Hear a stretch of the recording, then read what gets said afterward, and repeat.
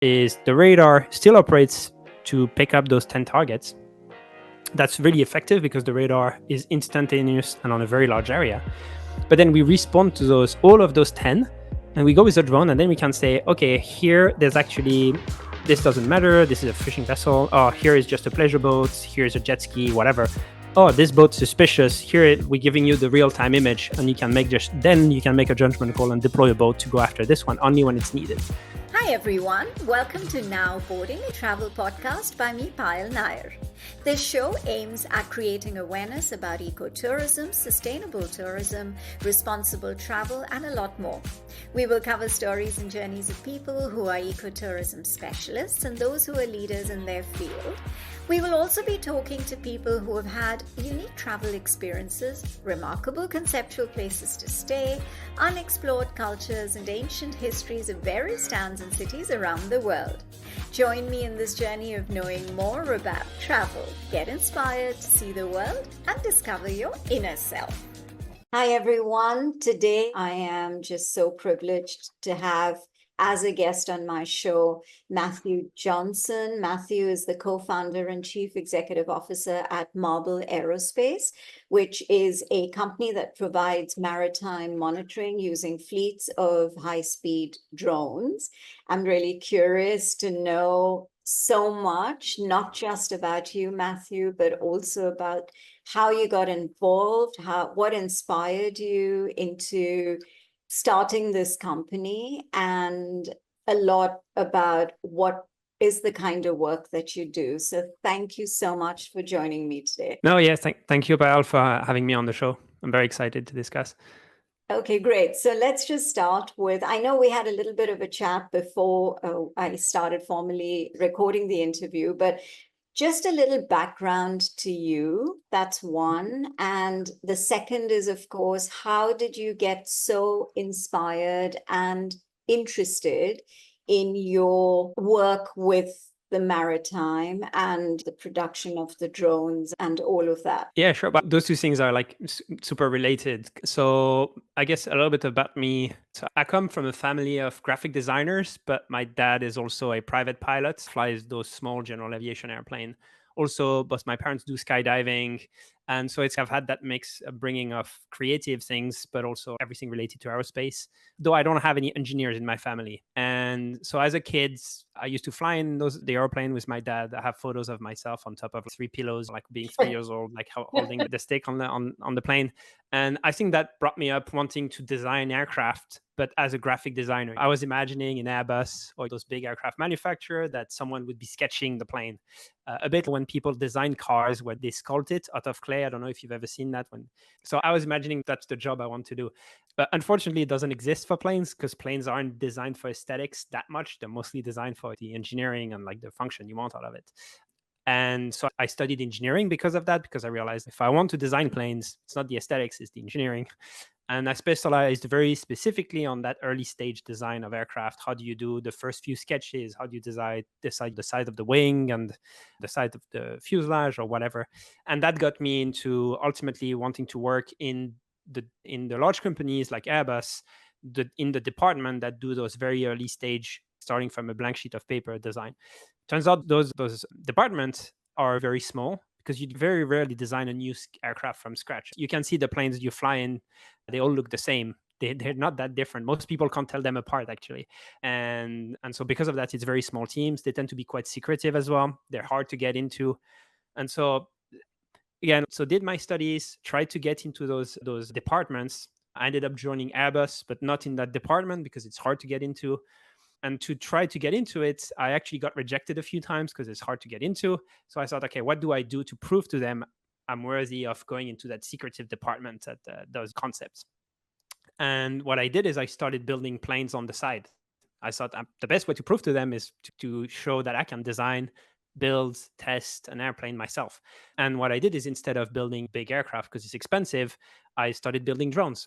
And that was the time, like 10 years ago, where there was a big shift where it used to be that you could only build drones if you were in the military because you had to buy very expensive autopilots that were only available to those companies.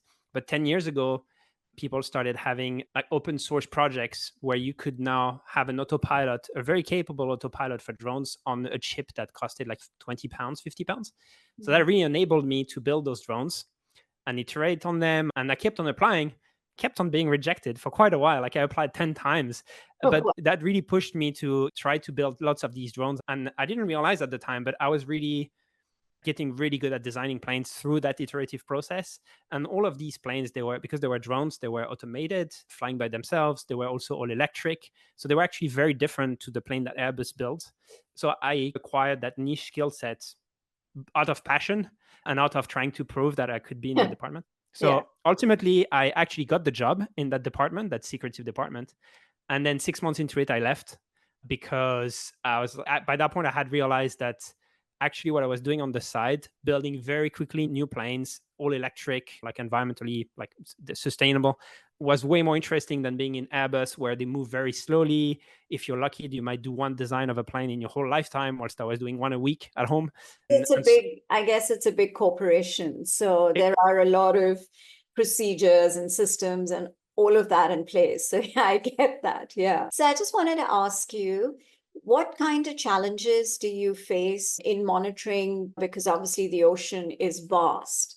So how are you able to monitor effectively? And what are some of the things that you are looking out for when your drones are surveying and monitoring? So I think maybe what I can explain briefly is like independently of us and how we're approaching things is how difficult it is to monitor the sea right now. And then I'll explain how we do it differently and how we still have limitations. But yeah, so if you look at to monitor the sea now, you have in the really basic things, you go with a boat or something, or you can see from the shore. Like actually a lot of people when they monitor a maritime protected area, if you talk to organizations responsible for that in the UK, they will have someone with binoculars on the shore looking at vessels. But obviously that's limited and you can't see very far, but you can do that. You can do it on a vessel, but vessels are very expensive to run. You need staff on them. It doesn't go very far. Again, you're going to have someone with binoculars on it. It's like very limited. So these are out of the question to really monitor the sea. So what that leaves you with is having sensors that are somewhere in the atmosphere or in space, because that's much faster to move around and that's how you get the coverage.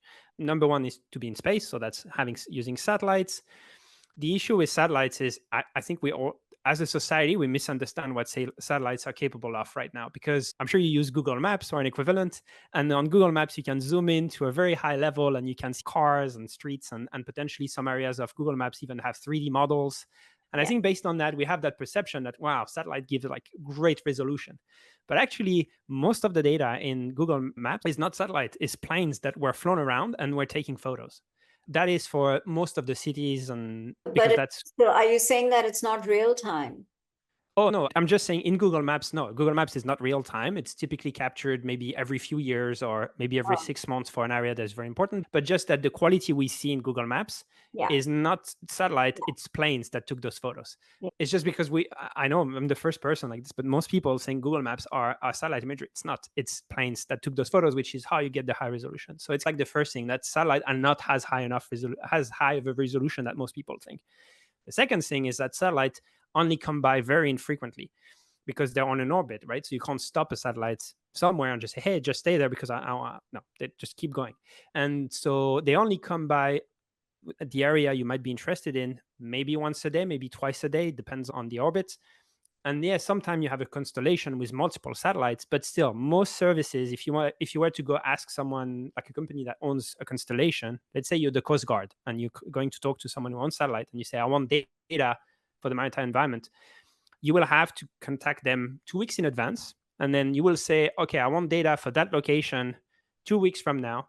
I want it at 3 p.m. And then they will tell you, actually, 3 p.m., that's not when the satellite is there. You can only do 5 p.m. or 2 a.m. And then you say, okay. Then the people on the ground that might be committed, say they're doing illegal fishing, they actually know when the satellite come by, because that's all public data. What you need to know where to look, but that's all public data. So you can just say, okay, I'll do whatever I want outside of 3 p.m. every day, because that's when the satellite comes by. So it's, and then once that image is captured, which is already extremely constraining because you need to ask it a long time in advance, and it's only at very specific time you get the data, you actually need to wait several days for the data to be processed. So it's so far removed from being able to be used for any form of monitoring. The only data value out of satellite is that it's very large scale and it enables you to collect trends over the long term. So it will be good to say, oh, we notice there is a pattern of activities of vessel in an area. We don't know which these vessels are. We just know the broad trend, and that's suspicious. We should look into in more detail there. And that's that. For that, it's great. But if you're trying to say, is anyone going in this maritime protected area, or is anyone doing illegal drug trafficking or something? Satellites completely useless. That's like the number one. Satellite don't work really for maritime monitoring. The second thing you can do is use a plane, but planes are very expensive. You use a plane with a camera on board, or maybe typically you have people like looking with binoculars for a plane. That's very expensive. So that's the background as to how maritime monitoring doesn't work today. And that's why we're trying to solve that. And the way we do it is, you can see behind me, that's, I don't know if your audience can see with the video, but I have a drone behind me, which is the one we have. That's a 10-kilo plane that flies 100 miles an hour. It has 3 cameras on board that are looking either side of the drone. And because the plane flies at 100 miles an hour, it collects very large amount of images, and it transmits that in real time through 4G to a website where you can see in real time what's happening in the water. And so if you deploy multiple drones, then you start having real-time understanding of the area where you're flying. So that's like how we solve it. There's still lots of limitation to what we're doing, but that's like the broad difference and the state of the technology today. And so you have them flying from different parts because you're saying and so you have multiple drones, right?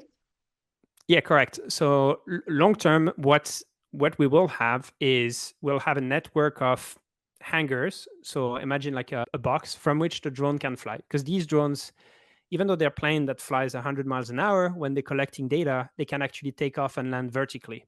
So you need very little space to operate them. You don't need a runway or an airport. Like they can just have a little box you put. So the long-term plan is to have those boxes every 100 kilometer along the shore. So maybe for the whole of the UK, you might have a few hundreds of these boxes. And from there, you have maybe 3 drones per box, and they just continuously fly. They relay each other. And through this, the whole network will give you a real-time view across like the whole coastal area of the UK.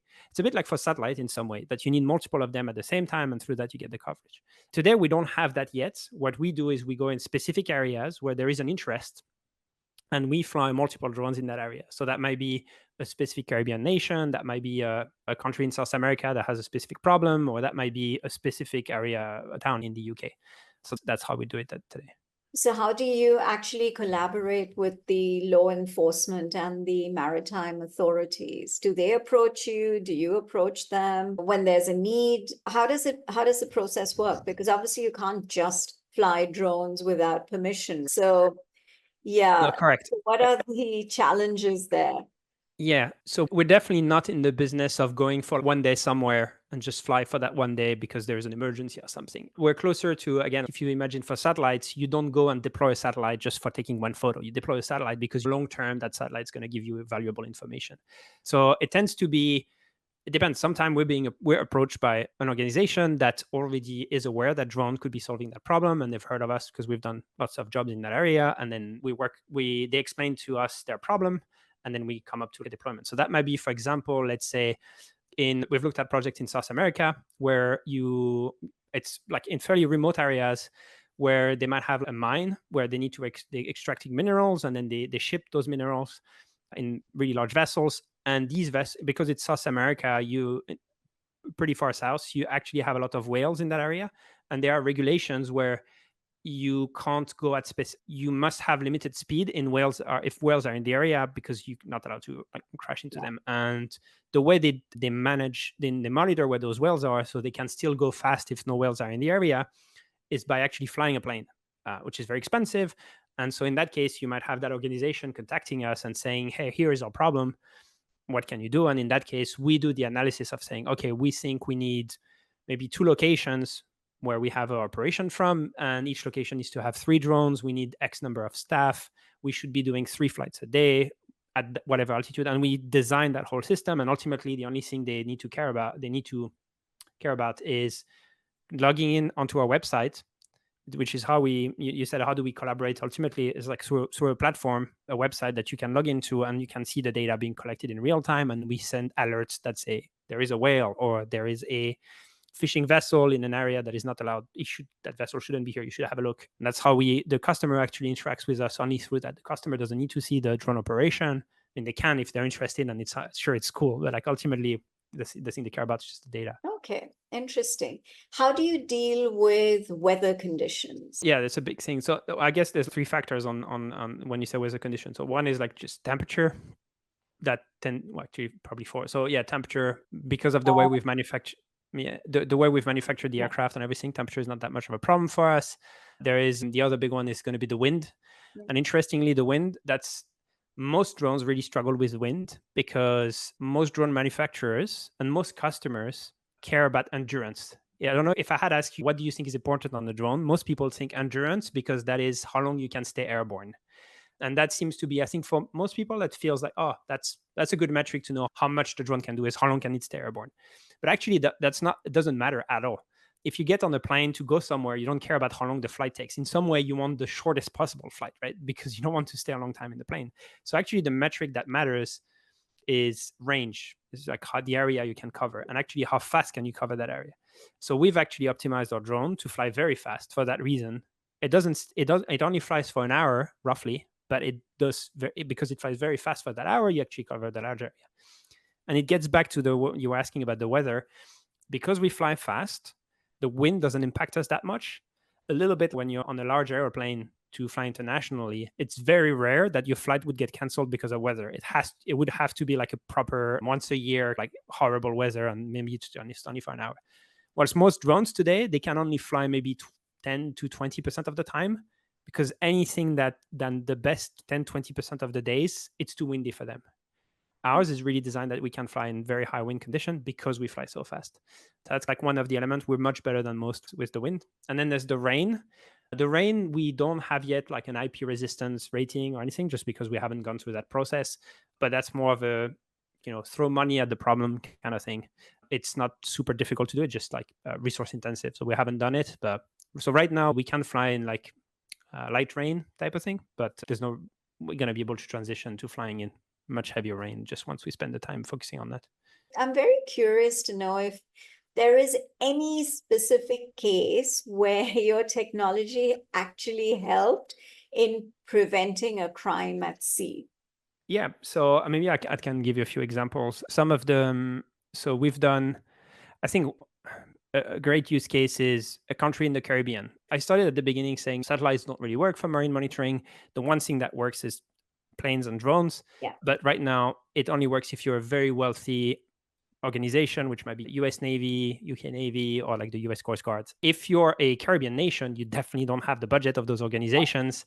Your whole police force probably has the budget of a governmental agent, like an environmental agency in the UK, which, like for example, DEFRA in the UK, which is just the general environmental agency, have a very small budget compared to the Navy. So yeah, if you're a Caribbean island, you don't have that much money to do your monitoring. And yet your problems are much bigger than if you're the UK. Because in the Caribbean, you have drug trafficking, you have people trafficking, because you have several nations that are doing very poorly in the area. And also typically your geography is also really difficult because you will have an archipelago of lots of islands. So you have a much harder problem and much less resources. So how do you solve that? So for these countries, having a solution is very critical, which is where we come in, and we're really the only people that can actually provide that data that they need. So maybe like to go into more detail, I can explain like a specific use case. So you're talking about a Caribbean nation that has a drug trafficking problem. By the way, most of these islands, they joke about the fact that they say we don't have a drug trafficking problem, but they know that when they say this, it's actually that they have a problem. They just don't even know it's there because they have so little understanding. So the police forces typically say that, and they joke about it. It's, no, we don't have a problem because we don't see it. But yeah, let's take one of these countries. Typically, their operation is they have a radar that will cover some portion of their territory. That by default, it's usually a very small portion. But let's say they have that radar, and that radar would tell them on average, every day there will be 10 things that look suspicious. And on a radar, I don't know if you've seen a radar, but it basically just shows like dots on a map, but it doesn't tell you what those dots are. Maybe you can infer because the dot's moving, so you could be like, okay, that's a boat, or so you can infer things, and you will have an operator that looks at the data and based on that can make a judgment, but nothing's certain. You can't know if is this a fishing vessel, is it an illegal vessel. You can't make guesses, but yeah. So typically you have those 10. And the only resource you have to respond to those radar target things is vessels, is your boats, your police force boats. So typically what happens for these, so you get multiple sightings, 10 of them you think are of interest. You typically deploy a boat once a day because you can't send someone every day. It's like continuously, you can't send people. So you go after one of these 10, and 90% of the time it turns out to be nothing. So you have that boat going out with 5 police officers on it. They spend 2 hours to go to the spot, and then they're like, "Oh no, it was just a fishing vessel," and then you just come back. It's like extremely inefficient, and you're missing the actual illegal activity that might be happening. So what we're doing in those cases is the radar still operates to pick up those 10 targets. That's really effective because the radar is instantaneous and on a very large area. But then we respond to all of those 10, and we go with the drone, and then we can say, okay, here there's actually, this doesn't matter, this is a fishing vessel. Oh, here is just a pleasure boat, here's a jet ski, whatever. Oh, this boat's suspicious, here we're giving you the real-time image, and you can make a judgment call and deploy a boat to go after this one only when it's needed. So it's way more effective. So I think that's an example where there's a direct impact of operating our drones. There's plenty of other use cases, but I think this one's very tangible. What kind of advice would you, from a personal point of view, would you give to countries that are actually looking at improving their maritime security? What are some of your experiences and some of your perspectives that you could share? Outside of going to talk to us, obviously, but I think one of the issues, today an issue is if you're someone who, I'm thinking of the patterns that I see when people responsible for the survey monitoring of maritime environments, some of the mistakes they make. So there's probably different things. One is they tend to think sometimes it's a analytics problem. So it's, for example, you have a lot of companies in our field that are trying to build software to automate detection of things, and and in general, I don't think that's the problem. I mentioned we work mostly right now on how do we collect more data, how do we make the data cheaper, how do we get the images, basically. And right now, that's the problem. That's not the AI analytics that go on top of those images. So there's no point investing in building analytics software if you don't have the images in the first place. So I think what's one of the mistakes that I see, because it's historically software has been in the past 3-4 decades, that's been where we've had the most innovation, and like we've used cars are mostly the same, but we've put software on top and that made them massively better. There's been a lot of that. For marine monitoring, that's the inverse. You need to invest into how do you connect the data, how do you build the good drones, and then later we can invest on the software. That's one aspect. The second one is people still think, we've had countries where they just go on, they think buying a plane is going to solve that problem. And the issue is, I think it's like poor understanding of the economics for some of these things. Because when buying a plane can be relatively inexpensive. The issue with the plane is the maintenance, the fuel. You need to pay for a hangar to store it. You need staff to operate it.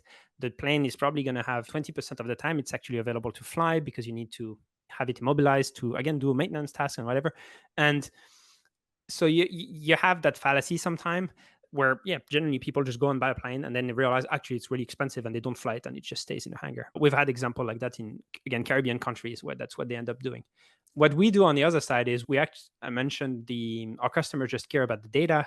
So what we do is they don't buy the drone, they don't buy the flight hours, they don't buy the number of people that we deploy, they just buy the data, square kilometer. Yeah, exactly. And so in that case, in some respect, it might look more expensive, even though like we're extremely cheap compared to everything available, because we price for the whole thing. We're not just selling the drone itself. If you actually look at the use case, and if you look at, but you need to look into the data, and then when you're having a conversation with a customer, you can get people lost a bit in this. So I guess these two things, what we're trying to do is educate and show how that new technology needs to be configured differently. And ultimately, I guess those 2 points that I've mentioned, that's what I would advise people trying to monitor their waters. Come and talk to us, but mostly look at how, the proper cost analysis of the solution you have, because you have fallacies sometimes. Just buying an asset is not the actual cost. Like even if it's a boat, for example, you need to account for everything.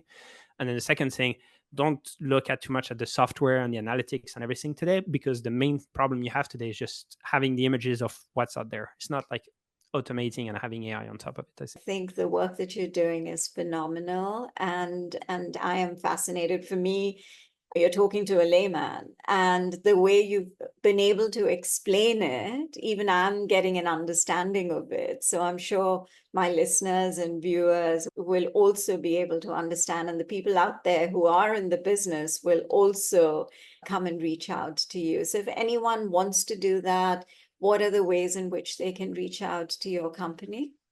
So the best is either on our website, which is www.marble.aero. There's a contact forms, there is just a contact email, or also we're quite active on LinkedIn. You can reach out to me even directly. I usually answer. Yeah, I think these are the two best ways. But yeah, I really appreciate it. Thanks for having me. It's been really interesting to talk to you. I actually really enjoy being able to like deconstruct what we do and try to explain it in a simple way. Yeah. Because it helps clarify, because in day to day we're like really like head down and like building the details. Yeah, it's really refreshing to be able to take a step back. Yeah, no, totally. And the way you explained it made complete sense to even someone like me, like I said. And I've learned so much from, which is what I appreciate as well. And I absolutely am passionate about, because every conversation that I have, I don't understand, or because I'm not in that business, and there's so many different kinds of people that I speak with who are doing such incredible things which I may not have knowledge of, but at the end of the conversation I'm actually like saying, yes, ask me, I can tell you a few things about it. So no, it's fascinating. I really appreciate your time. Thank you so much, Matthew. Hope you enjoyed this episode of Now Boarding, a travel podcast. Check out other episodes on Spotify, Apple Podcasts, Google Podcasts, or wherever else you listen to podcasts. And of course, don't forget to share your thoughts with us. Stay tuned for more exciting episodes only on Now Boarding, a travel podcast.